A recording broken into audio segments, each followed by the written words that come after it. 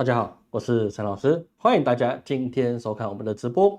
今天要注意一下老师的那个画面会是比较蒙一点。为什么呢？是因为我那个镜头忘了带，所以我用笔电的那个荧幕所以说它那个镜头就是像素比较低的，所以老师周围会比较蒙一点。好，那个反正看起来就没那么好看了，但别人也不怎么好看的。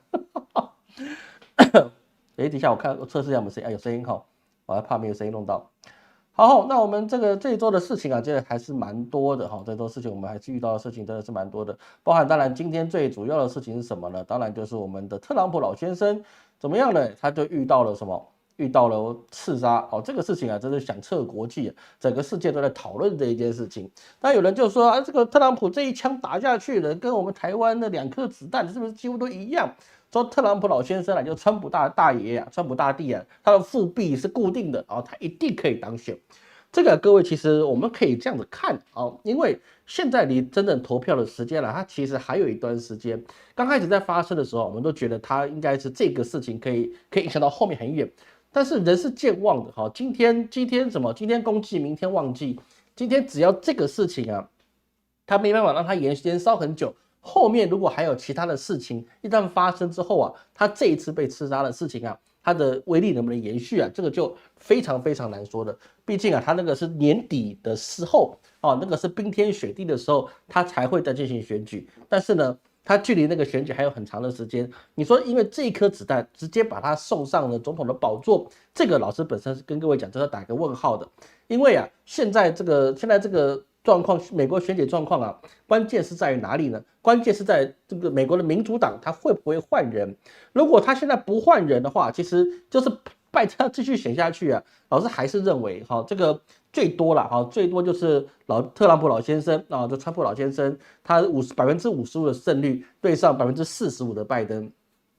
为什么呢？因为其实川普没有是说我们所看到的媒体造势的这么样的一个势力为什么？因为我们虽然看到他现在声势很强大，但是要去理解另外一件事情是，今天去进行不好意思，今天进行去刺杀的他是一个20岁的青少年，就是他是一个很年轻的一代，他基本上可以说是首投族，就是他第一次要进行投票。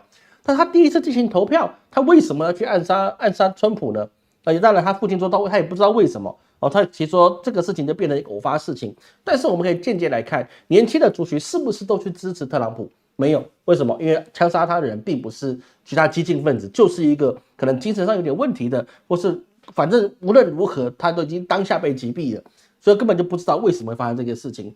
所以在这个状况之下，其实这个枪手也算好运，他不会被严刑逼供了这个不要说什么地方了，就美军的这个美国政府他们严刑逼供的手段其实是还蛮厉害的这个不要以为说自由民主的人他里面讲人权，然后你抓到犯人，然后尤其是这种类似恐怖分子的，你就跟他用问的，然后用道理小以大义，然后他就会接受。没有他们的拷问方式跟那个安达纳尔基地那边他们对那些穆斯林他们的一些严刑逼供那些手段其实很多国家都是跟美军抄的因为他们才够残忍够去做这些严刑逼供的事情。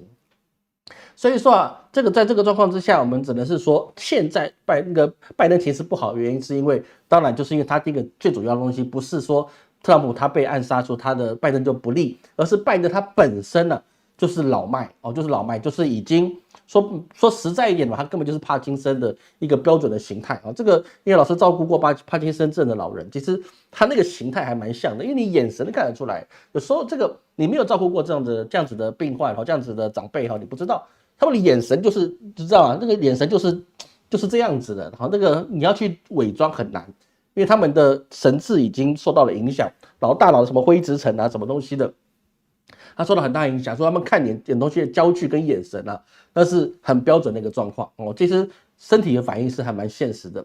当然这个为什么老师一直没有去做这个美国大选的命理名人堂呢？不是不做其实各位想一件事情，我之前有讲过，在4年前我们讲过一件事情，就是什么呢？3年半就是大学前的时候，老师有讲过，这个川普他能不能够选，他能不能再出来选，都是一个问号各位你要去想的一件事情，如果今天差了1公分，他是不是真的不能出来选了？有没有想过这件事情？对不对？当然我不知道他会被暗杀了我不是像其他的老师说我早就知道他被暗杀，没有因为他遇到的事情是比较多，比如是说呢，特朗普先生他现在走的是大号运他的一个本身的一个能量啊是被吃掉了，贵人运是被吃掉了。所以是说啊，你说他真的是有这个能量去进行到最后，就算他获得提名，他能不能胜选啊？其实老师还是抱持的问号。为什么？因为拜登老先生他会不会被换下来？哦，他能不能撑到他？就简单来讲啦，你不要说什么东西啊，即使是特朗普先生当选了，拜登老先生能不能活到他去顺利交接这个政权？老师都还抱持的一个问号哈。这个呢，必须说啊，因为我们分两边来讲啊，我们初步来讲的话，其实我们的特朗普啊，就是川普大皇帝啊，他的运啊，在今年走的是大号运哦。大号运的话，基本上你要去特别做些什么啊，他是有一点点吃力的，他是真的是有点吃力的。而拜登老先生呢，那因为我们4年前也看过他的命盘，其实那时候老师就认为他的运已经走完，差不多要走完了，就是他现在什么时候驾鹤西归去见上帝，我觉得都是很正常的一个事情，那个没有说什么太玄妙的事情，你稍微懂一点命理的都可以，对，大概也可以看出来，拜登老先生他的命大概运已经走完了，那他现在还有可能是他的时柱，因为我们没有他出生的时间，他可能他的时柱是比较强大的，然后他去让他可以撑到现在，不然他其实应该是已经很不行的状态了。哦，当然你在这种拜登老先生这个状况之下，你更不要说他的官运了，他真的是已经不行了啊。哦，这个拜登是真的本来就是不行的。然后这个其实我们在4年前就讲过了。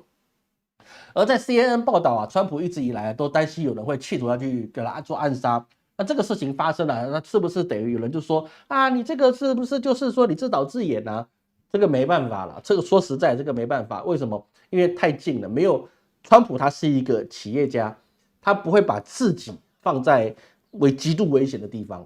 哦，这个是人的一个特性，就是千金之子不立于危墙之下。他自己会保护他自己，给自己夺得最大的利益，所以他并不是说他把自己命悬一线，搞出一个那个生死一瞬间的状况哦，这个是没办法的一个事情哦。这个所以说阴谋论啊，其实老师这边看法是没有阴谋论，他就是有人要暗杀他啊，就是有人就是年轻人看他不爽，然后就想去把他给两颗花生米，把他不止射2颗了，然后射了6颗，对不对？就1颗中到他，那个其实。基本上那个是很难防御，但所以说未来特朗普他在去做造势的时候，他一定会有那个玻璃罩啊。我们台湾的总统也会有那个玻璃罩，你上台之后就有玻璃罩罩着啊。过去之前他们也会有一些维安，应该会做的是比较谨慎的一个事情啊。所以说啊，你说这个特朗普先生呢，他被暗杀这个事情是不是铁定让他当总统？这个老师还是一句话哦，不知道，因为要看到时候换下来拜登的人是谁上来啊。比如说是贺锦丽呢？如果是贺锦丽上来，这个事情就两回事了。老师还是很实在跟各位讲，贺锦丽啊，他在过去的这个当副总统这个期间呢，一直都是失言，一直都没有做出什么好事情。但是不重要，因为副总统本来就不是来干事的啊，副总统他就是来备位元首，就是正总统他如果去驾鹤西归了哦，他不能行使他的一个总统权力的时候，你副总统你要必须顶上这个位置啊。他本来就是备位元首，他本来就没有什么特别的作用。就像奥巴马的时候，奥巴马时期拜登是他的副总统，那拜登在那几年，那8年时间，他在那几年的时间呢，他要做出什么事情来吗？也没有嘛，对吧？也没有。为什么？因为副总统就是备位元首，就是你就负责 sleepy Joe， 就在那个时候就 sleepy 就好了，其他事情就是不用去做的事情。但是贺锦丽他现在的时运其实是不错的哦，贺锦丽现在的时运是不错的。那达到今年，如果他真的被备位出来推上贺锦丽去选的话，拜登不一定可以获得好处。第一个，贺锦丽哦，他不是白人，对不对？他不是白人，他皮肤是黑的。那第二个就是说，民主党的内部啊，其实也有人说，你干脆叫贺锦丽上来。当然，外部是不看好了，毕竟他的功力啊，他的政治的一些体现都是比较差一点的。所以说啊，你在拜登没有下来之前，老师不会跟你讲是说啊，那个拜登稳上的一颗子弹就一定把他送上皇位了。没有，他复辟没有这么容易，还是这边啊保持一样的态度，没有在选前确定那个民主党推出来谁之前那个你现在讲是说一定谁赢，不可能啊，名嘴可以这么讲啊，其他大师可以这么讲，但是我陈老师这边我说没有办法，因为下一个出来的人才是一个关键的所在，好吗？好，当然这个东西啊，其实我们在过去啊，当然有人说啊，老师你的命理没人谈，你看讲台湾总统啊，讲2次没是对的哦，这个事情啊，当然错就错了，也没什么，没有人100%对的嘛。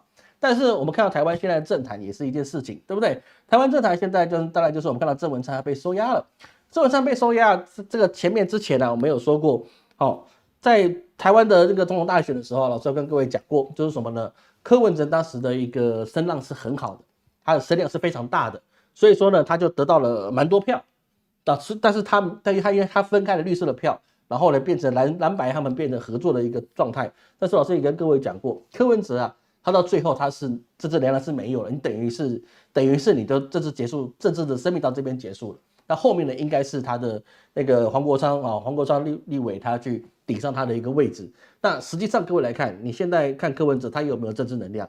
是没有的哦，真的是没有办法的。所以说这个东西啊，我们就发现到一件事情，台湾的一个总统选举啊，我们看到蓝白跟他们本身得票率跟绿营本身的得票率起来，其实各位来发现一件事情，台湾选总统这个票数本来就很奇怪，为什么？因为民进党他所占的席位不是只有40%，你等于说你会选国民党，你会选民众党，在这一次的选举里面跟上一次选举里面，基本上不是看谁比较贤能，也不是看谁比较有能力，完完全全我们台湾的所有的选举基本上不是看能力，是看意识形态。各位肯定不会去知道他们当时讲的政见是什么。你能记得马英九政见是什么吗？完全没办法去实践他们的政见，因为政见讲完本来就是骗你的，因为你也没有人去听他的政见。我们只是在看台湾选举谁来骂街而已这个没有什么太大的问题。所以说选出来的人完完全全是意识形态。你既然是意识形态，那么你投到民进党的票，你就不可能去投国民党，懂老师意思吗？但有些人会，但是绝大部分人不会。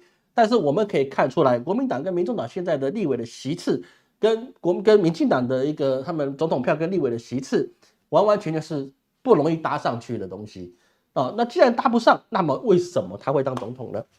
为什么立委的票是这样呢？这个东西就留在以后历史去验证了。因为呢，这个哪一天统一之后啊，再看那个共产党他会来回查台湾以前的一个历史机票，应该是不会了，没人那么无聊的事情。所以说，在看这个命理跟他的一个台湾的历史走向啊，其实我们看到郑文灿这一次的被收押，其实是一个很严重的事情啊。这个不要说只是政治事情啊。为什么呢？因为现在我们的台湾似乎我个人感觉，我的单独的表述好不好？我个人的想法这个没有境外势力引导，好不好？我这边先说明一下，这是我陈某人个人的想法。好，你现在再把郑文灿收押起来，而且他这个案子啊，说真的是一个什么呢？真的是一个鸡毛蒜皮的一个事情，因为有没有过或是什么的内情其实基本上你就只是拿得出来的大概的证言，大概就是那500万或是一些的利益往来。其实这个事情在任何一个县市、任何一个政党尤其是现在吵得很凶的一些中部跟南部的一些地产，难道都没有这方面的事情吗？那都有，那为什么你先抓郑文灿，他的金额还不是非常大？当然后面牵扯利益可能是50几亿是没有错，那就算是50几亿，那么你现在能够抓到的东西其实并没有这么多，那为什么要先去抓他呢？所以说我们现在可以看到是什么呢？一个朝代啊，它会兴起的一些大案，比如说朱元璋时期的洪武大案，或是崇祯皇帝他们在末年的时候去清算他们自己的那个官员贪污啦，或是你去亏空公款等等之类的。但是在什么时候会产生这个事情呢？这个时候我们可以看到是说，一个朝代的王权啊，当它没有真正的势力的时候，形成了各地方各方的割据的时候，那包含了我们以这个举例来讲，一些封建时代，它的中书省跟兵部还有他们其他的6部都没有办法指挥运作它所要运作的单位跟它的一些国家的机器的时候，那么这个时候你要做的第一件事情，通常都是皇帝就会开始铲除朝廷异己的势力，对不对？你怎么可以跟我想的不一样呢？是不是？比如说汉朝东汉末年，是不是？你是不是有董卓还有他们原来跟之前的宦官之间的十常侍之间的关系？你是不是要开始铲除异己，对不对？那就开始要收回你自己的一个权利，所以你是重演的历史戏嘛。那这个戏码一旦演出来了，无论是汉，无论是唐，无论是宋，无论是元，无论是明还是清即使到我们现在中华民国或者中华人民共和国都是一样。当你大力的去清洗你的政敌的时候，那么你就有可能会加速你的朝代的更迭。比如说明朝有吴三桂，吴三桂打开了山海关是为了什么？他不是为了让那些满清去消灭了明朝，不对，那个时候明朝已经灭亡了各位要去知道，吴三桂打开山海关的时候，明朝已经灭亡了。崇祯皇帝已经在老歪脖子上已经自挂东南枝了，哦，他已经自挂东南枝了，那这个已经改朝换代为大顺朝，李自成的大顺朝了。那个时候已经出现一个新的朝廷了，哦，他打开山海关不是去帮助满清，然后说许给你王位，然后你就去攻打明朝，没有，哦，吴三桂不是做这件事情，他是一个白甲将军啊，他是非常爱国的。那是因为大顺朝有人去他的部将占据他的爱妾陈圆圆，给他一个借口，因为他就是觉得你根本大顺朝，你根本就是要来铲除我吴三桂的。因为当时有人说吴三桂你要反叛大顺朝，大顺朝本来想招抚吴三桂，吴三桂本来也想是说啊，我就归顺新朝廷吧，我们继续去打外族啊，反正朝代就这样了，更迭是正常的。直到是说他还不是很稳定的时候，就发现是说朝中有人说吴三桂一定要剿灭他，因为他手上有5万精兵。你一定要剿灭他，你的所有的势力才能够平稳。说大顺朝的李自成才派了军队要去什么样？要去消灭吴三桂。那吴三桂说：“你既然要消灭我，那我不如怎么样？我不如去跟皇太极跟皇太极他们去谈妥就好了啊，对不对？我跟你合作，那我就保我的命。”所以他才打开山海关，放满清入关，然后去消灭大顺朝。然后连那个吴三桂带了他的军队一路往南打到云南，然后变成那个云南王。在那边世袭罔替，割开才真的三番的一个时代。所以说，现在发现了一件事，就是什么呢？这个意思就是说，无论是明朝的吴三桂，或者是什么，或者是清朝末年的八国联军，八国联军我们以前在直播上有讲过，八国联军它为什么这么顺利可以进入北京城，没有迷路啊，没有其他的一些抵抗。其实你真的要去打北京城是没有这么容易的。但是为什么他们可以找到各种的资源补给或是路线，这么顺利打到北京城里面呢？去把那个皇宫抢劫一空，当然是百姓啊，百姓还有一些地方的势力啊，把这些八国联军带到北京城，让他们可以很容易的进到北京城去打赢，去把那个紫禁城给他怎么样抢夺一番。为什么？因为庚子拳乱，我说你有罪，你就是有罪；我说你是叛国，你就是叛国，没有为什么？因为他们可以撒豆成兵，他朝堂上指谁，慈禧太后就杀谁，所以说他就变成他只手遮天的状况。所以说清朝有这个问题，明朝也有东厂跟西厂的问题。说到后来，你就把你自己的人逼急了，什么样？自己人逼急了，要去投靠其他势力来寻求自保。各位懂老师的意思吗？所以说，当你怎么样呢？当你帝王去搞这个战争的时候啊，那先铲除你自己的人的时候，你就容易自挂东南枝，加速了什么？加速你自己这个朝代的灭亡。所以我们现在看到的确事情的确是这样。那有人说啊，老师，这个本来就是犯罪的事情，犯罪事就应该抓起来。对，但是其实，在台湾啊，那个黑金政治其实也不是只有一党两党会做的事情。你只要是当官的，谁不搞黑金政治呢？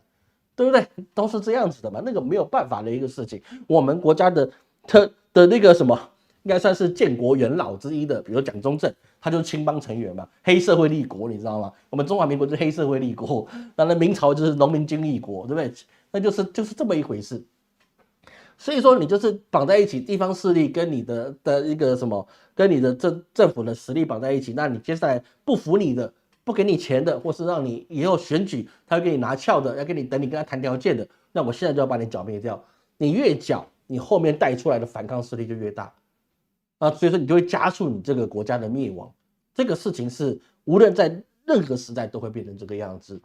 好，这个是我们要去知道的事情。所以说我们就可以说怎么样呢？现在台湾的一个局面呢，就会变成内忧外患都会一直来。内忧就是你现在搞的是一个政治的斗争啊，东厂西厂开始查案。那外面的东西我们也已经一直讲，直播都一样啊，外面的势力已经开始成兵了，成兵在我们的东南西北方都是解放军了。只是呢，没有人认真去看，所以说老师担心的是这一次的汉光演习啊，到底会打出什么样的火花？其实那个也蛮值得我们去在意的一件事情，好不好？所以这个各位要去注意了，好吗？好，那接下来我们讲其他的主题看各位有什么问题没有的话，我们继续讲下去大家晚上好，大家晚上好，感谢抒情感谢抒情赞助，谢谢，感谢 David Wang 赞助，感谢大家的赞助。有人捧人场，有钱捧钱场，赶快按赞点几下，对不对？按赞点一下，点起来，200多个人，麻烦这个赞点起来一下，对不对？我们回来看也好看一点嘛，对不对？用电视看的，麻烦你想办法按一下吧，是不是？给老师一点支持，好不好？人是要靠虚荣心运行的，我跟你讲真的，创作者很需要虚荣心的。好，来，我们继续暂停起来那老师继续讲下去就不说其他的废话了。而我们现在看到在亚洲上一个很严重的一个问题，各位一定要去注意这个事情啊，真的是要各位去非常的用心去理解一些事情。我们就从中国开始讲了，既然讲到解放军陈兵在我们的东南西北方，那我们就知道中国现在在2024年今年的高考刚结束，应该是吧？高考刚结束，那中国的高考一向都是什么呢？一向就是他们的一个人生的大拐点。其实在日本也是一样。日本比如说日本啊，他们的一个高考也是他们的一个考大学啊，他们比其他国家还要卷，就变成什么？他们要不断的去重考啊，他们就称为浪人啊。比如说你重考一次一浪，两次二浪，三次三浪，有人到5浪6浪都有啊，就变成多浪的一个状况。你去一直不断的去考你的大学，为什么？因为你考上了，比如说早稻田啊，经理老师以前考上早稻田，或者是你去考了一个什么？考了一次什么东大之类的名校庆或者什么庆什么的你当你进去那些一些比较好的大学之后那么以后你毕业了之前毕业之前你就容易被内定，所以说你只要考上了，你的人生就开了简单模式。你没考上，你考到一般的大学，那么你就进入困难模式。那如果你都没考上那也不见得比考上的还难过，因为呢你可能打工赚的钱跟你一般大学毕业白领赚领的钱也差不了太多。因为你可能走的是一般的公务类的，比如说你去修水电啊、干建筑啊，都是这样你不见得比那些白领领的少等于是说你的分界点就是你有没有上名牌大学像那个什么在韩国也是一样嘛 ，SKY。所以说在中国来讲呢，他们现在考这个事情，当然也是集中在考了要他们的211985，但是下面211985现在也没那么吃香211还可以985可能就没那么吃香了。但是呢，中国今年的考生他达到了540万人就是考那个什么高考的考生所以说加上他们之前的一些落榜人，他们不断的去不断的去考，所以说呢，他整个加起来可能达到800万。但是各位要去知道一件事情各位你要去知道一件事情，我们一直在说这个中国它每一年生产出来的这个毕业生高达1000万今年好像是1200万，好像1200万，1140万，1200万。但是如果你现在的高考的考生，如果你只有这个加上重考，你只有800万，那么请问一下，你后面你生产出来的这些大学生，是不是高达一个顶峰之后，它又要开始往下降呢？各位懂老师意思吗？加上呢，各个大学他们的招生数量也开始怎么样？开始下降你的招生数额。等于是说呢，中国现在会遇到台湾未来的问题，就是怎么样呢？他们的学校就开始慢慢的去减少，台湾学校也不断的减少，比如说高中、高职，还有一些私立的还有一些大学，现在不断的废校这其实各位要去注意这个问题。所以说，如果我们看到高考的学生，他如果只有这个500到800万之间，加上复考的再加上落榜再重考的。那这些人如果人数都已经在下降了，那么后面你产出来的一个人口拐点就变得很重要了。人口拐点是什么？就是说你成了人口到一个顶峰之后，它开始缓步的下降，因为什么？因为日子变好过了。那你生那么多小孩没有意义，为什么？因为生那么多小孩你没办法培养。因为过去生很多小孩是怎么样呢？我生3个5个，我可能有1个出席了，或是3个5个，他们可能在15岁之后，我高中也不念了，我就直接在田里干活，或者去工厂打螺丝。但是未来你人生的越来越少，你是不是工业的从业人员开始下降？那么你高等人才也开始下降，因为我没有这么多小孩可以去做了。而讲完中国，我们要看到台湾，台湾也是一样。台湾大考中心它统计出来2024的大学的学测报名人数为12.172万人这就12万人去考大学大学的学测。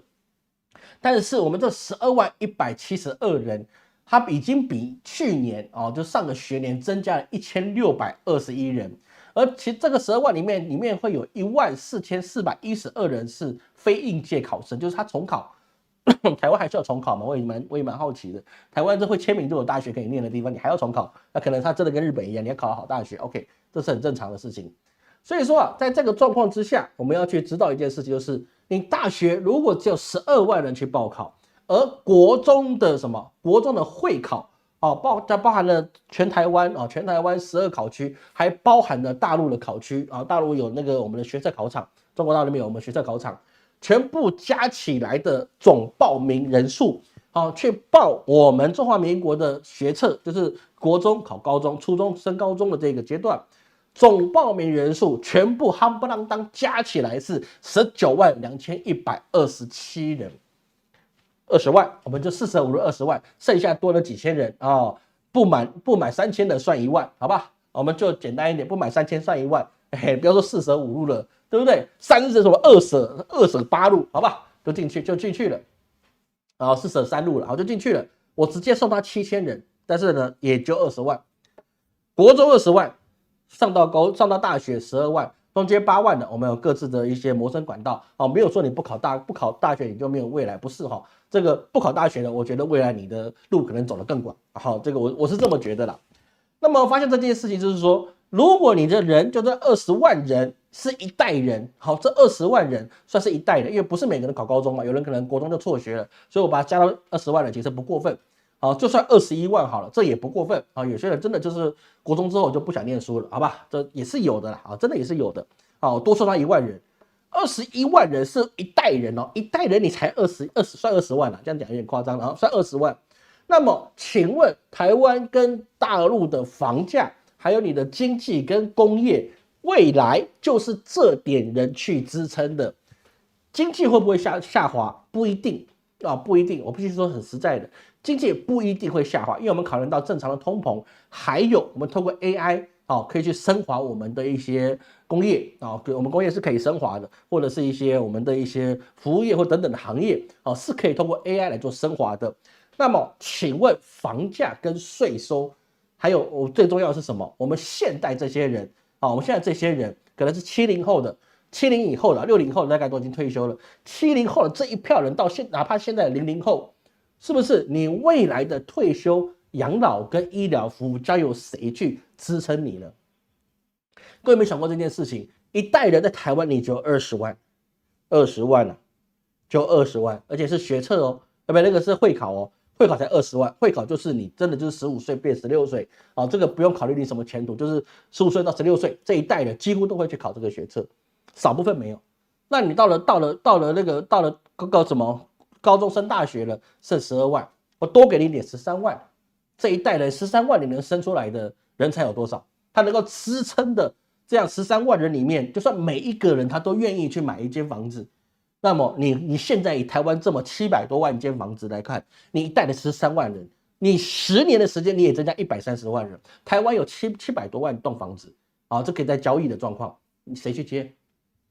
谁去接？20年你也260几万，20年哦，我们从现在算20年现在刚出生的20岁父母愿意去给他栽培，20年之后，然后再来一个青安贷款，那个现在青安贷款20年都还没缴完，你要缴40年，那么这20万人如何扛得起我们现在中华民国或者中华人民共和国你这2个地方的房价怎么去支撑？你撑不起来，完完全全撑不起来。有人说，老师，你的香港房价都撑得起来。香港呢，是因为它是国际性都市，它可以吸纳世界各地来的人。你有 money， 你就可以去买他们的一个房子。当然，还有规定还有很多了。所以说，他们的状况跟其他地方不一样。他们是金融的汇总地，算是亚洲的一个很大的一个钱袋子，就是香港跟那个新加坡这2个大钱袋子，因为他们的问题是最少。香港不要说这个中共统治他们很可怜，没有自由，没有，他们是资金很自由，钱非常自由，所以他们现在的钱在里面的浮动流动资金是非常多。新加坡也是一样，这两个大钱袋子在亚洲是非常重要的。那么没有人状况之下，当然我们就会想，你现在的青安贷款40年之后你卖给谁？不要说40年，20年后你卖给谁？房价一直涨，你哪来的勇气？哪来的智慧？哪来的期望值告诉我你房价会一直涨？一代人就是这20万人，10年200万，20年400万，你要扛700多万间房子，你怎么扛？怎么扛？你说老师，老房子可以拆掉重盖，台湾现在中永和地方还可以找到50年的房子，还可以找到50年的房子你怎么不拆呢？你拆了吗？能够拆吗？你拆得掉吗？上海还有一大堆老破小次新房，你拆啊！不要说哪里陆家嘴区、浦东陆家嘴区就有一大堆老破小，什么峨眉小区什么南山小区一大堆的陆家嘴金融中心的附近，对不对？还有什么金浦小区对不对？拆得掉吗？拆不掉，太贵了。你拆了根本就盖不起，没有利润，因为你房价持续下降。那为什么只有下降？那不是只有因为疫情，然后呢，百姓要知道危机，然后缩水。再来最重要的原因是你消费的人群你并没有这么的多，你消费人群并没有这么多，开始产生了人口集聚到一个极限之后，它就开始萎缩。所以各位去注意你现在所有的理财跟你的想法，你一定要去注意它的一个变化。比如说来讲好了，最近在网络上有一个新闻，它是一个很重要的一个新闻，是什么呢？人在上海在上海的地方因为我不能，这是别人的版权图片，我不能做出来，各位可以去上网去找一下。在上海的地方他们现在有一个什么？有一个路他们在做实行，在做什么呢？在做联结车，也就是大卡车、大货车大型的拖拉股大货车，它的承重力是我看多少32吨的32吨的大卡车，它是怎么样？它是做自动驾驶，上面贴了自动驾驶，注意避让，但上面没有货物了，上面是没有货物，它应该在测试。我看了没错，应该是32吨应该32吨没错了。32吨的大卡车现在已经开始做无人驾驶的测试了。我们在去年就跟各位说过，这个世界 AI 会主导了这个所有很多事情，包含了你的驾驶，这很容易被取代。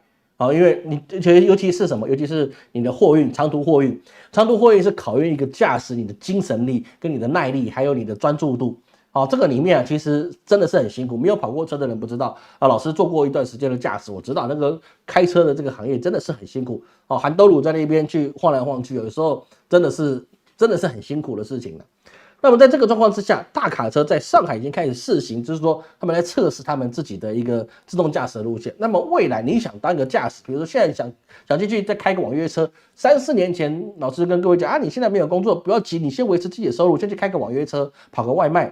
那请问你大卡车都开始去做自动驾驶，那么你网约车现在就包含那个萝卜快跑，当然好像也是在武汉那边实行，它已经开始做无人驾计程车的驾驶。那么很多人就说，那你无人驾驶的东西，你不是剥夺老百姓的你的那个生存权利吗？你让失业率更高吗？这个没办法这个老师跟各位讲，这是没办法的事情，不是你反对就有用的。比如说来讲好了，我们讲个很简单的事情，各位你用电子邮件的时候，你有没有考虑到邮差的心情？没有吧？因为电子邮件很方便对不对？你在打电话一拨电话拨谁就通的时候，你有没有想过以前有个叫接线生的心情？当你在网络上买那个 N 牌还是什么的去看你的追剧的时候，来在平台充个 VIP 去追剧的时候，你有没有想过以前看电影你必须只能去戏院，而且里面还有一个放映师的人，他必须放胶卷，然后在高温里面放胶卷。你有没有想过？那为什么这些都不提？我们再提一件事情。现在这个时代，你为什么不去商场，然后呢加价去买商场里面的东西回家呢？网络上很便宜，但是我们应该照顾我们的百姓，让他们不要失业，工厂人都有办法去花钱对不对？所以说你应该一件东西，如果网络上卖的是100块，你应该花130块甚至150块去商场买才对那你这样子才是有助于就业率跟你的经济活水，不是吗？那你为什么再反过来去做？你在商场上看到便宜的，看到你喜欢的东西，然后呢，你再走出来店面之后，你开始用手机去看它的网络上卖多少钱？不会吗？会吧？是不是？那这个就是时代，这个时代就是这个样子，你没有办法去阻挡它。所以说你驾驶跑滴滴跑外卖这个事情已经不可靠，所以是说，如果你还有年轻，或者你家里有适龄的小孩。请记得一定要让他去培养第二专长社会性技能，不要说老师危言耸听。35岁失业，这个是我们在2019年就讲过的事情。2019年我就跟你讲过这个事情一定会发生，是不是？你没有第二性社会性专长，那么你没有办法在新时代里面维持你自己可以活下来的空间。因为水电你没办法叫机器人来修。厨师你没办法叫机器人来修，美甲这个东西，机器人或是那些套装做的东西，你可能不见得喜欢。理发这个事情，你现在目前为止，你还不能让机器人去砍你脑袋、砍你的头发，是不是也不行？很多东西它是必须有人为你服务的，哪怕是算命也是一样，对不对？你还是必须要算命师或者心理辅导师去跟你对谈，让你感觉有同理心，让你感觉到是有安全感，因为跟我讲的人是真的可以跟他分享的人，是不是？很多事情是你必须人去做的。但是如果你以为我现在是高管，我是工程师我就是白领阶层，我为什么要学那些下九流的工作呢？5行8作呢？没有。我告诉你，谁都一样，5行8作就是你未来的生存空间，请不要不要说老师危言耸听，或是说你根本不可能发生，你的命很好，不会有这个状况，我家很有钱。都是假的，好，都是假的事情，好吗？啊，所以说我们要去注意到，哈，像你现在持有的资产，你在未来可能就不是资产，所以现金为王，啊，现金这个是很重要的事情，因为通膨会有很多事情会有，你一定要有办法变现的东西才是有，但是你增加负债，比如说车贷，车贷是有时候一定要缴的，老师买车，那我也缴过很长时间的车贷，但我现在车子没车贷了。还有就是房贷，房贷你自己就要去琢磨清楚哦。比如说嘛，很多人说啊，你这个没有房子，你就没有根。请问一下，德国很多人有房子吗？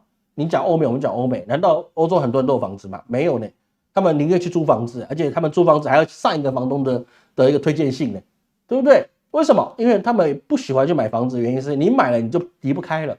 他们你买就离不开，他们有职业房东，那一职业4、50年，甚至2、3代人去当职业房东。难道德国人没有钱吗？不是啊，也不是他没有钱，而是说我们要保留资产的活络程度，因为亚洲不是我们过去所想象的亚洲，它是未来的亚洲，好吗？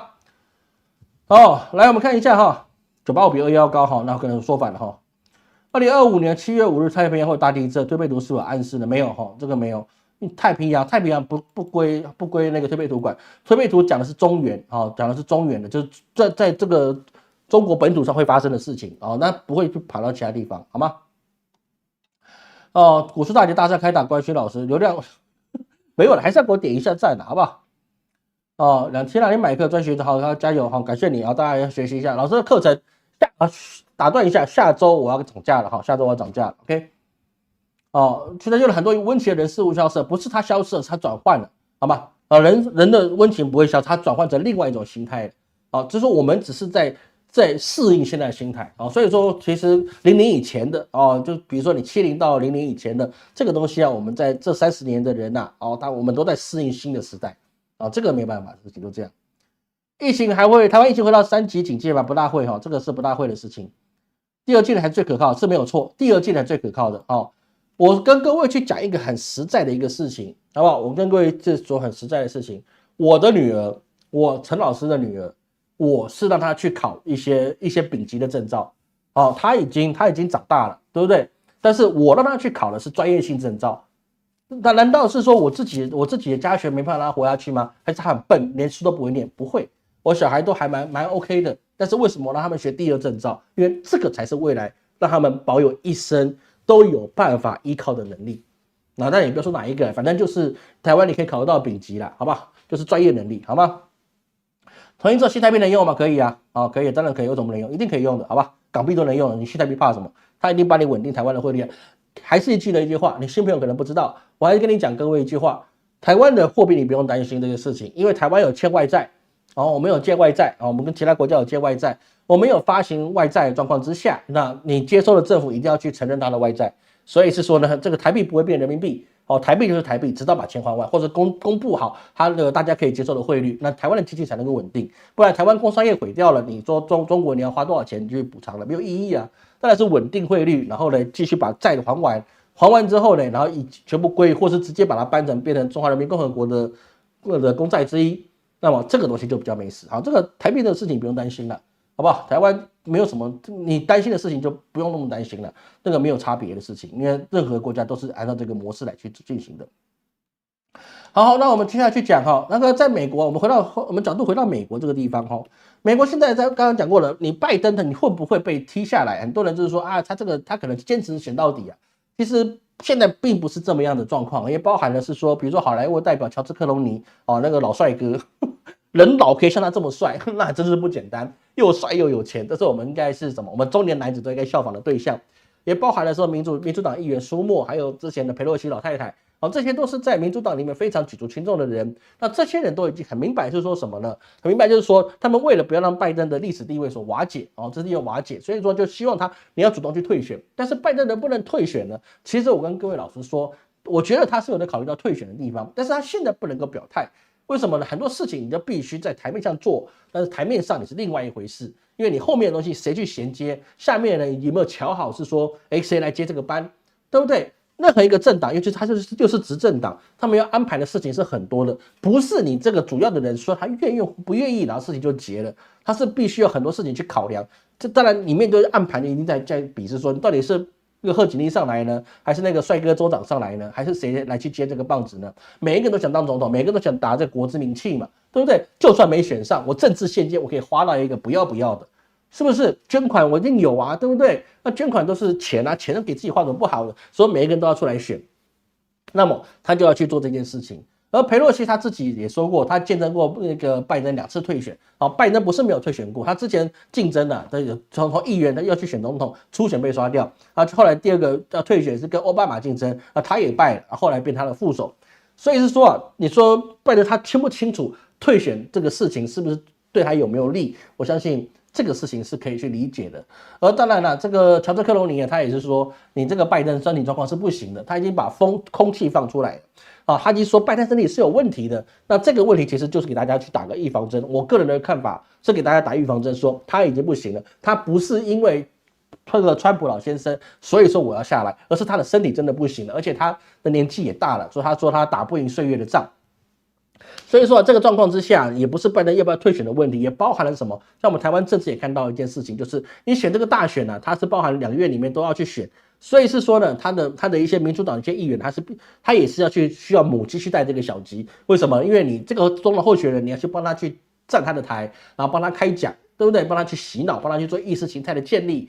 所以是说，他也现在民主党现在议员也不好选了。如果你选输了，那是不是两院都是给那个共和党所拿去了呢？对不对？那这大家利益不合啊，对不对？我这个是 Senator， 那我为什么我明年不是呢？所以说我现在就是需要有个很好的母鸡来带我这个小鸡，而且这个人一出来，大家就不会去质疑他比如说有些人就担心啊，你的拜登是一个已经帕金森了，已经 Parkin 了，那你为什么要去支持他呢？难道我选你就是为了支持一个 Parkin 的人吗？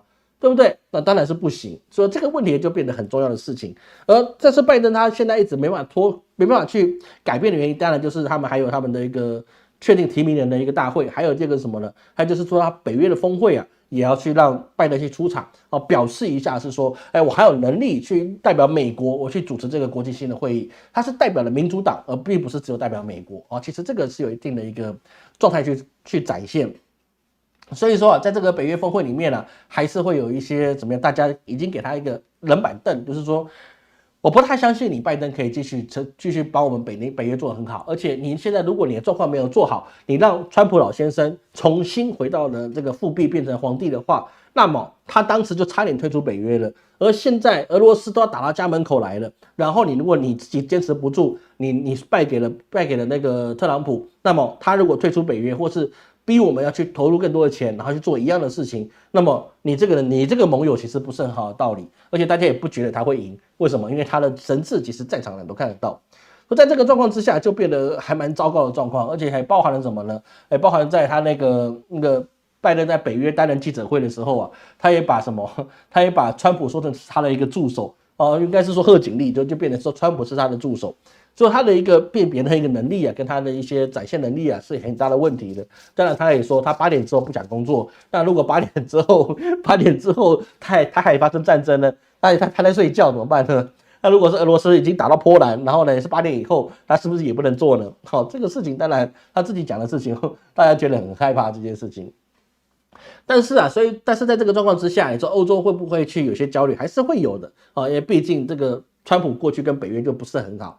但是你北约如果没有做好，那你俄罗斯当然他的力量就会一直不断的去深入到乌克兰，他越打越深入，因为乌克兰现在已经没有什么的能量可以去抵抗这个俄罗斯，这我们之前一直在讲，这个已经很正常的一个事情。所以是说现在民主党他们的金主也在说，你拜登现在根本就是完全变成了什么？变成了过去的川普你是在自己骗自己说我一定可以赢，但是这个不行这个是不行所以民主党现在也有人在说你现在再怎么样你也叫贺锦丽出来吧。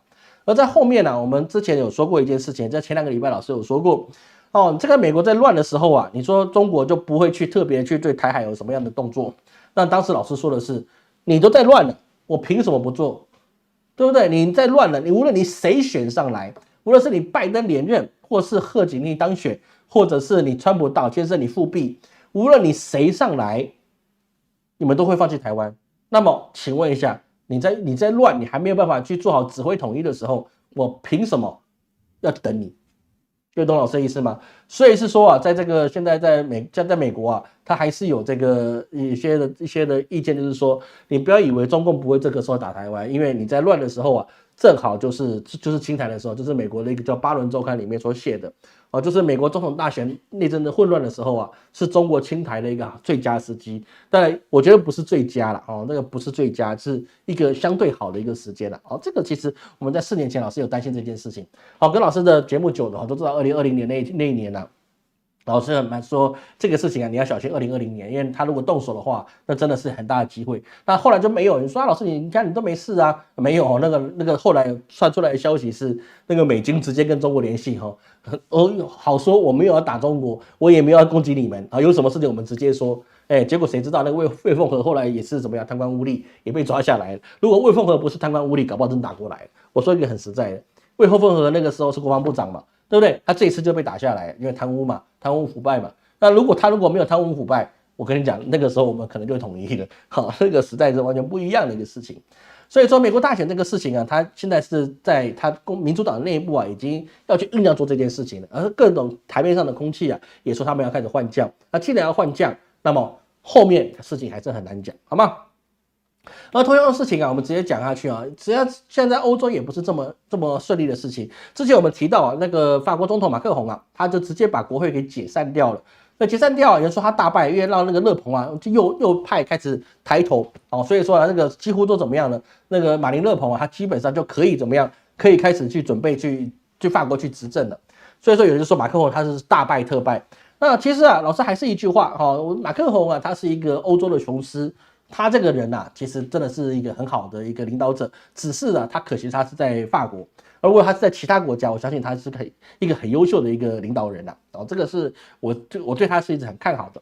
而在这个状况之下，其实是一个很好的结果。为什么呢？因为马克宏他把解散国会重新选了之后，结果就造成了法国的左派领袖跟这些民众他们形成了一个新的联盟。所以说他们第2次大选的时候就已经开始去抵挡住极右派的那个政权去取得。所以说就变成是说他们做一个左派大联合。左派大联合之后就把这个所有的极右派就把他们克制住，由左派的大联合来去怎么样来去继续的去执政，而不是中间路线就变成左派大联合然后一起去执政。比如说他们的有一些的政党，他们直接去说第2次选举的时候，如果第2次选举的时候有选举的时候，第1次选举的时候，如果我们这些左派的人发现有几个人当选，或是他第1我第3，那我第3就退出来，你们全部选第1的。所以说他们里面包含了什么？包含了是说共产党在内的这些的政党有4个党就把它全部都开始集合在一起，里面是包含共产党的。然后在这个状况之下，他们就做了左派大联合。联合之后呢，就顺利的怎么样？就顺利的把极右派的执政之路就只把它给压抑住。那这个为什么可以说是马克龙的胜利呢？因为极右派他的一个心态跟他一个做法就很简单，就是我只在乎我自己，我自己要取得最大的利益。那么我自己的状况之下，不是只有在欧盟或者欧洲里面或者世界里面求得法国我自己的最大利益，而是说这个右派在过去在法国历史上，你只要极右派一上去的时候，就通常都是血流成河的状况因为他就开始不断的去清洗国内跟他自己不同意见的人这个是右派他们在欧洲是比较特殊的状况之下，所以当时的马克龙就觉得是说不能够把政权交给极右派不是说右派不好，他是极右派极右派就是一个比较特殊的一个状态。所以是说他左派领袖就联合了其他的政党，包含共产党还有什么第一工人联盟什么之类的，所以他们就全部合在一起，然后就开始是说，我们一起选，然后呢，就为了要把极右派去挡在执政门口。那后来有没有成功？是成功的。所以说现在在过去我们看到欧洲很多极右派的声浪开始起来，那到最后很多在法国这个地方他右派就止步了。那还好，那个德国他也不是右派去执政，但是德国的红绿灯政府其实现在也是蛮糟糕的那些绿党那些还是蛮糟糕的这是蛮糟糕的事情。但是至少我们看到了欧洲要全面的极右化的状况在法国这边先按了暂停键。但是呢，其他地方会不会极右派？还是会，因为天下大事，合久必分，分久必合，一定的事情。大家压抑久了，他当然自然而然会讲是说，我们做一些不一样的事情。那马克龙他这个解散国会，的确本来把以及极右可以拿到了的结果，变成是说由左派的来替马克龙去压制这个极右派。那么当然，马克龙他自己的势力可能就会消失，但是至少他没有极右派的一个状态哦，这个状况还是比较有特色的地方了。而在这个状况之下，欧盟他自己混乱的时候，我们也要发现到什么？俄罗斯现在也是发动了很多的一些空袭，就直接去打了基辅，也传出基辅的儿童医院也变成了战场的绞肉机啊。这个事情当然到底是不是他故意去打儿童医院的？其实无论是与否都不重要了。为什么？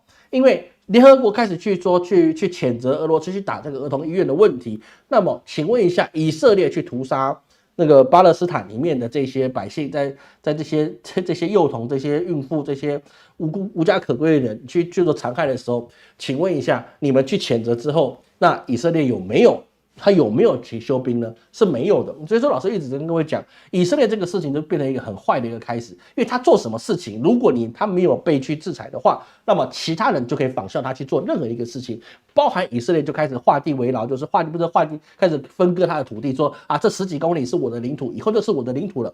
那么你可以划15公里，以后可以划150公里，以后你可以划300公里、500公里，都是你自己的领土。那么请问一下，俄罗斯可不可以把乌克兰就变成完全乌克兰的，完全他俄罗斯的领土呢？那么中国是不是可以把台湾说它本来就是我领土，我就把它收回来呢？所以说以色列这是个非常坏的影响，它影响到了俄军现在做任何事情，基本上就没有办法受到北约的一个去制裁或者去抵制的状况，因为你们放任以色列做这件事情，那么请问我俄罗斯为什么不行？好，这个就是一个很直接的一个例子，在外交史上，这个是很正常的一个事情。而现在人就是说，那国际法的战争规则已经被藐视了，包含了俄罗斯，也包含了以色列。大家都不听联合国的一些战争法的规定，大家想怎么打他就怎么打。这个状况，如果你示范俄罗斯已经做出来了，以色列也做出来，那么请问伊朗能不能做出来？伊朗能够做出来，请问北韩能不能做出来？北韩都能够做出来，那么谁不能做出来呢？所以说现在帮俄罗斯跟日本之间又开始有那个北方四岛这些争议领土上的一个争议。为什么？因为现在世界正在乱，联合国已经没办法发挥作用了。那么凭什么我要继续让这个争议放下去呢？我不如在我这一代就把它解决掉。就像谁？就像那个 Judy Boy 明朝的 Judy Boy， 就是那个朱元璋他的儿子那个皇三子 Judy Boy 朱棣明成祖朱棣，他五次北伐是为了什么？就是希望把北方的蒙古兵直接打到他100年都不敢南下，对不对？他就是希望能够一次把它打到底。那俄罗斯他也会这个想法，那为什么我不一次打到底呢？我为什么不把乌克兰吃下更多的领土来讲呢？为什么不把跟日本的纠纷把它闹得更大，一次把它吃下来呢？所以说我们现在就发现一件事情，就是说在那个网络上就能传出来是说，那个俄罗斯的一个前总统，他就那个梅德韦杰夫吧，应该是他传出来，他说他们就是要不断的一直往西进，然后直到把整个乌克兰都吃下来。但是这个东西俄罗斯是否认这件事情的，因为他官宣并没有去讲这件事情，说这个事情当然有可能只是一些虚假账号做出来的，人头账号所创出来的假话，因为俄罗斯不会去讲这件事情。但是现在这个状况来看，他继续打，有谁可以阻挡俄罗斯吗？是没有的，就像没有人可以阻挡以色列一样的一个事情。而在这个状况之下，在这些变化之后，也包含英国他自己也开始进行了翻转，比如他们的一个新的首相叫斯凯尔，他们的工党开始回到他们执政权里面。那在这个状况之下，其实你说到底是不是英国他自己也是变化的呢？当然也是，因为这次的选民有40%的是放弃投票的。所以工党他现在取得了英国的一个执政权之后他就直接开始去做了一个修正。所以说他的新的首相他在48个小时以内就完成了组阁，而这个组阁里面有11个人是女性，也包含他们的新的一个财政官员应该算财政部长吧，应该算财政部长还是财务大臣，他们就是女性。所以说它变成是女性是非常的多，而这个女性呢，她也不是花瓶花价值，也不是为了政治正确，而他们选出来的的确是据说他们是很有他们的一个履历，做出来的成绩都是非常好。那么在这个情况之下，我们就可以期待它的英国是不是可以能够从底开始回升，因为英国现在的确是很底的状况现在的确真的是很底的状况。那它能不能起来呢？其实我们就要看到一个政府它男女兼用的时候，那么我们就真的是可以去期待它未来是可以去做一个很好的发展的，因为你女性的力量跟男性的状况是不一样的，女性思考的空间跟男性思考的空间是不一样的。那么你多一些这样子的两性之间的去共治我相信英国的东西是英国的政治或者是英国的一个经济其实是可以期待的一个期待。苏纳克他当了那么久的英国首相其实英国也没有变得比较好。而在欧洲包含了英国，包含了其他国家所面临到了俄罗斯这个问题其实俄罗斯现在他们越打其实蛮担心这件事情的，就是说乌俄之战如果再不停止你会把俄罗斯打得太强大。其实问题已经不是在乌克兰本身了，而是不要让这个战场把俄罗斯训练得太强大。各位，其实我们要去注意到这件事情。为什么？因为俄罗斯他在这个乌俄之战之间他其实吃了很多的败仗他没有一直胜利的啦，他也是吃了很多败仗为什么呢？因为他的坦克大军在这一次的乌俄之战里面基本上能发挥的动力是很小的，因为他过去的苏联时代那个坦克大军是非常强悍的，走哪打哪，没有人可以防御到的。结果打到现在第一个你不是被导弹打爆，不然就是被无人机给炸了或者是一些海马斯直接给你一些攻击，导致是说俄罗斯它其实进攻并没有那么顺利。但是打到现在令人觉得很担心的问题就是在于俄罗斯它开始打地道战。比如说我们上周谈到了俄罗斯开始打地道战，它直接挖地道到你的战场里面，然后直接从地底窜出，从地心窜出，好像恐怖片一样，对不对？从地心窜出，直接把你的基地给一锅端了。也包含它现在已经开始做了电子战，怎么样呢？它直接用电子战去废了你的那个什么雷达，废了你的无人机的指挥，直接用电子战去瘫痪你现在所有西方给乌克兰的这些高科技设备。为什么？你直接让它没有办法使用，直接用这些什么电磁战之类把它用完，那是不是就越来越强大了呢？所以这个问题我们就要反到另外一个地方来看，看到什么东西？看到中国。为什么这边话锋一转跑到中国呢？是因为中美他们在南海这边已经之前我们有稍微提过了，只是当时没有时间。中国在南海其实跟美国之间已经进行了第一个阶段的短兵相接，是什么呢？包含他们12个小时的互相的电子战，怎么样呢？当时去造成了在菲律宾北部的 GPS 是完全中断，也包含了通讯网络全部都是中断的。菲律宾北部不是整个菲律宾，就是北部的部分的一些地方。造成了这些你完全没有通讯的力量，那这个东西爆完之后又跑到了俄罗斯，他也开始打通讯战。所以说其实现在争端越多的状况之下，你只会把这个战争的机器训练的越来越精良。而中国如果他在南海这个地方跟美国去打了这个电子战，然后让你的 GPS 失效，让你这些所有的雷达或者其他东西变成失效，变成是说即使你是在旁边去做联合军演，然后呢，中国的船舰还可以直接开在你旁边，然后跟你 say hello， 然后你的雷达上看不到它。那么在这个状况之下，我们要反过来想，如果他们短兵相接，先锋战已经打了，那么这个时候菲律宾你能够挡得住中国吗？反过来去讲一件事情，在台海战争的时候，美国真的它的设备能够支持台湾多久呢？各位你不要小看这件事情菲律宾海边如果都让它 GPS 跟它网络跟通讯电话全部都中断了，那么它让台湾几个比较重要的都市，不要说几个重要的都市台湾长短加起来也不过200-300公里你不能说整个幅员面积就说你长短就才200多公里是不是？200多公里你放在海上你也没多大。那么它有能力在菲律宾的海面，然后让你的所有这些东西失效，那么它可不可以让你沿岸所有的一些海防，所有一些的岸防全部失效？那个是可以的事情因为我们一直在强调我们是高科技的军种，我们走的是科技战，我们走的是一些美军给我们的优先设备，但是美军在南海那边已经打了败仗了。事实上他是打败仗，因为后来撤出了嘛，对不对？打完之后就撤出了，中国就留着，然后他们就撤出了嘛。然后最后连冲绳那边的冲绳还有那个加索拉基地的也退了几万个美军，退回到了关岛跟夏威夷。所以说各位你要去看美军，他已经从南海跟这个日本那边开始撤军了。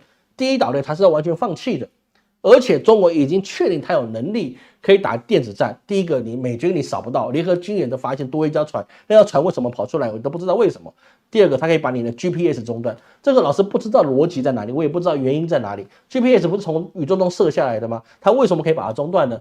这个我不知道啊，我不是学理工的，我就是一个学法律然后兼算命的。就我文章可以，问我历史可以，但是你问这些理工，我真的是不知道它为什么会去中断。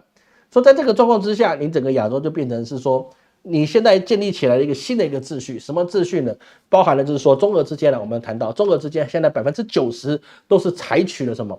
采取的是本币交易，甚至人民币或者是卢布交易，他们已经弃用95%的空间都不使用美元，完全不使用美元。而之前我们有谈过一件事，就是说金砖国家它会不会形成一个新的结账体系呢？到目前为止，我们可以看到金砖的确开始酝酿到他们要做一个新的结算机制。现在就是说由金砖国家自己的使用的结算机制，就不是 SWIFT， 就是他们自己建立起来一个结算机制，就金砖的结算系统。那这个系统就变成大家可以快速的去交易，而且不会被别人知道。用美金最大的问题就是全世界所有的资产都美元化，美国拿钱就可以买到你全世界所有的资产。但是当你不使用美元的时候，美国并不知道你到底是这个东西你进行了多少交易，因为你没有透过他们的 SWIFT， 你没有透过他们的美元去清算的时候，他们不知道你做了多少交易。那也就是说，他无法去掌握其他国家的经济的来源。那有人就说，那如果是美国趁早把中国的 SWIFT 给断掉，踢出这个结算系统，那是不是中国就完蛋了呢？这个我们就讲到另外一件事情，就是什么？讲到欧洲这件事情，欧洲它已经开始怎么样，要去给中国施加这个电子车、新能源车他们的一个关税要大量提高。那中国反过来又开始去制裁比如说你欧洲的一些东西，包含了一些特定的产业要给你做一些反制裁，但是这个时间你要实际到进行还需要一段时间。但是问题是，我们要知道的事情是，欧洲你要面临的是俄罗斯的进军，第二个就是美国，它现在经济也不好，欧洲经济也不好。那么你欧洲需要进口大量的至少30%中国的产品，那这个时候如果中国它被踢出 SWIFT 了，那么请问你要怎么跟中国进行交易呢？欧元吗？可以跟欧元，那就变成欧元可以交易。那么这件事情那美国能够接受吗？不行，因为你用欧元交易，那我美元卖给谁？我美元就没有用啦，因为你提出 SWIFT 你就必须加入中国的结算机制，那是什么呢？那不是只有买石油的问题了，你也不是像那些有天然气的问题了，这包含你所有的一些，比如说网络通讯，或者是一些零组件，甚至你的衣服，甚至你的一些什么收音机它现在没有收音机包含你的电脑一些零件，多少东西你是 made in China 的。那么请问，如果中国被踢出 SWIFT 了，或者中国跟你做了一个贸易战了，那么顶不住的到底是中国还是欧洲呢？而中国自己它就有 RCEP， 它自己就有在做 CPTPP， 而自己它就有金砖国家，而金砖国家虽然现在决议是今年不再扩容，但是今年不再扩容，国家跟国家之间没有只给你考虑今年的，他考虑到未来10年、20年的事情，10年、20年的事情，现在金砖国家想要加入金砖国家的这些人排队的，大家非常有展现他的企图心，想要加入进来，无论是穷国或者富有国都一样，他拼命想进来分一杯羹。分一杯羹的状况之下，就代表了美国对世界掌握率变低。那这个问题就会引发了战争，是什么呢？当没有人使用太多美元的时候，那么请问你的美债要卖给谁？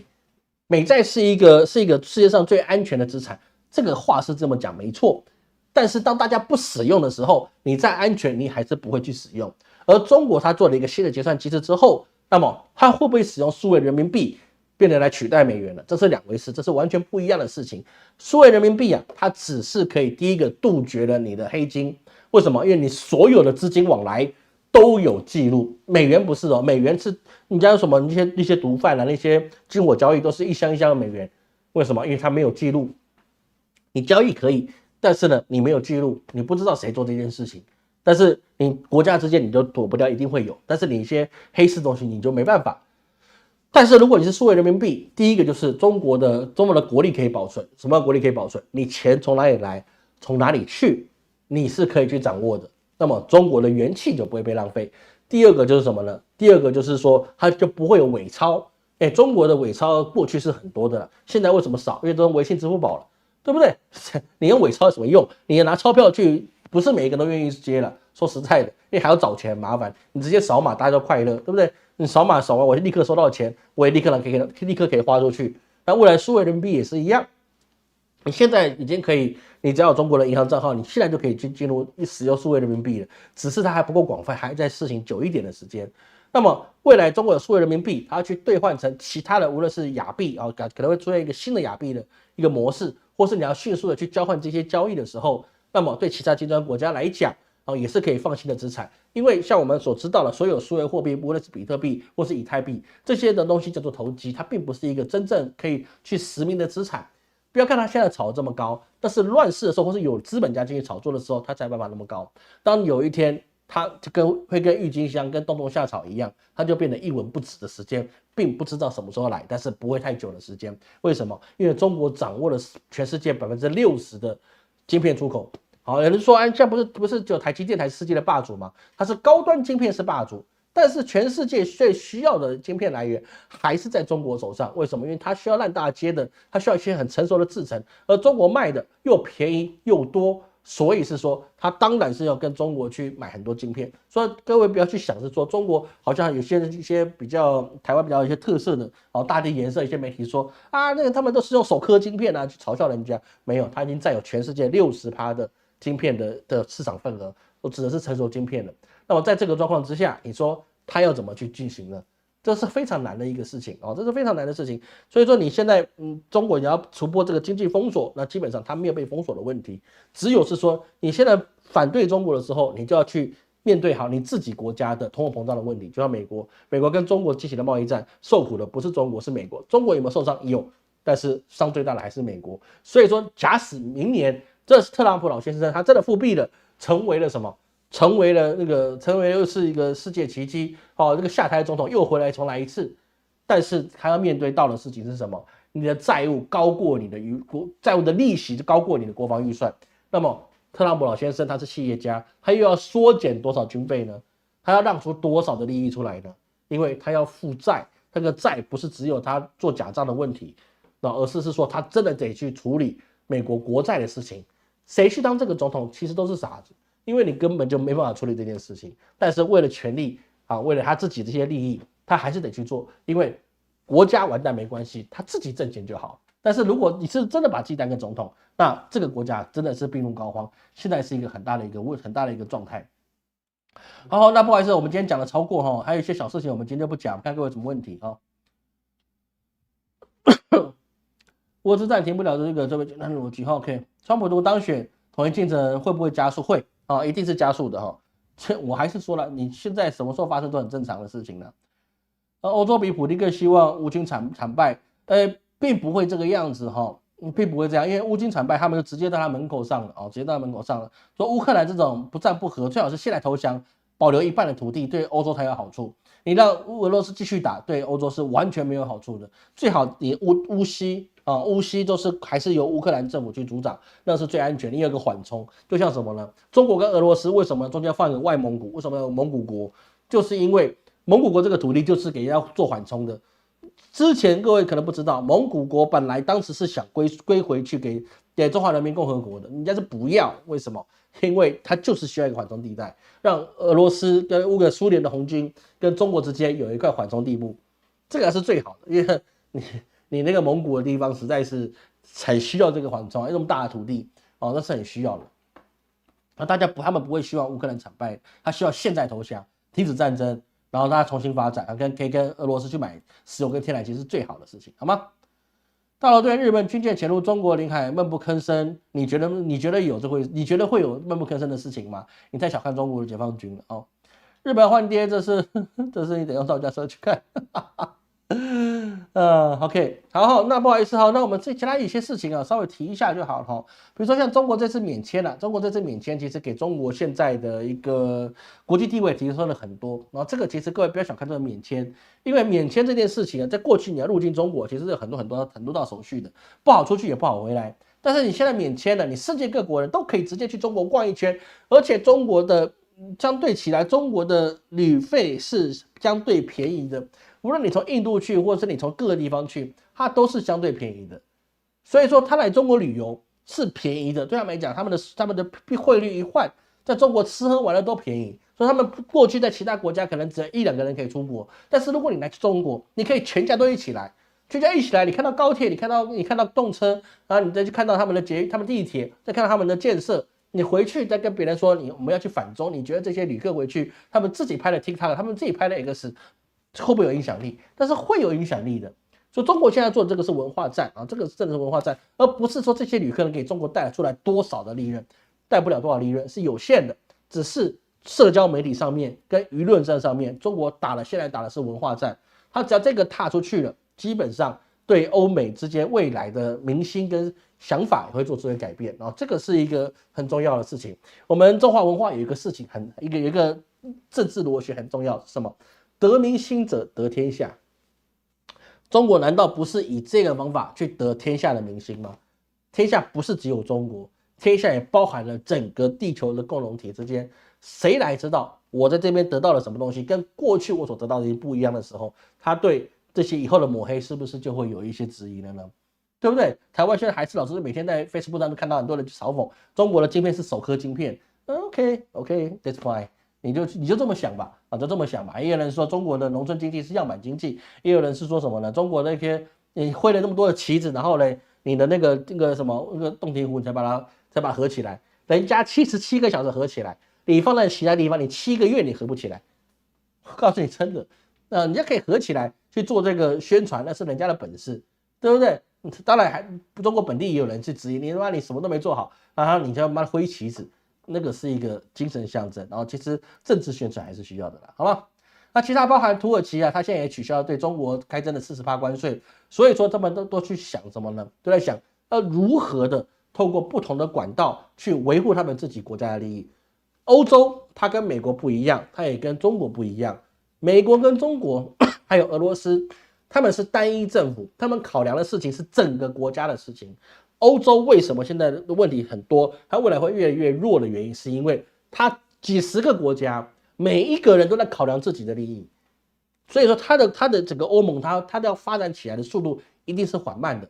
他们在二战所得到这些利益，还有苏联解体所得到的利益，这些家底已经用的差不多了，你能再用的状况已经很少了，没办法再用下去了。所以说他们现在的问题就在于是说，他们不知道自己这一块欧洲基本上你只是一盘散沙，你要再去强大的机会是非常低的。